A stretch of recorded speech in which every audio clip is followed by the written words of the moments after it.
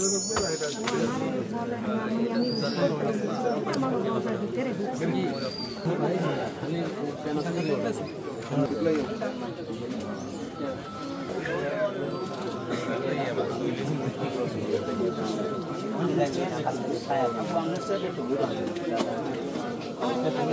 বাচ্চা কানতে কানতে গেছে, আম্মি মায় কথা কয় না, আমার ভয় করতে আছে, আম্মি তুমি চলো দি, মার কি হয়েছে?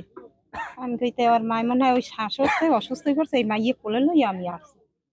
আইসে দেখি এই খাটালে আর মায়ের এরকম সোজা ইয়ে শোয়া রক্ত ইয়ে দেখি আমি চিক করে লইছি। পুলিশ আসার পরে যে ক্রাইম সিনের স্টিকার লাগাইছে, ভিতরে আর ঢুকতে দেয় না এই, কিন্তু তাদের ওই নিজেগো পারিবারিক স্ত্রী ওই জায়গায় লাশ পড়ে রয়েছে, আমরা এই জায়গা থেকে দেখছি। আর স্বামী ওই ঝুলন্ত অবস্থায়। এখানে দুটো লাশ পেলাম। স্বপন মোল্লা হ্যাঙ্গিং অবস্থায় আছে, তার স্ত্রী আকলিমা গলায় মাথা বাম দিকে গলা কাটা আর কি অবস্থায় আছে, রক্তাক্ত অবস্থায় আছে। দুটো মৃতদেহ আছে।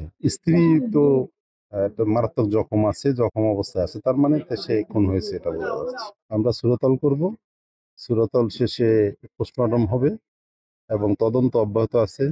সিআইডি আসবে, ডিবি আছে, আমরা সমস্ত ইউনিট তদন্ত করে দেখছি কি ঘটনা ঘটেছে। আসলে এখনই পুরোপুরি বলা ঠিক হবে না, আরো আমাদের বিস্তারিত তদন্তের প্রয়োজন রয়েছে।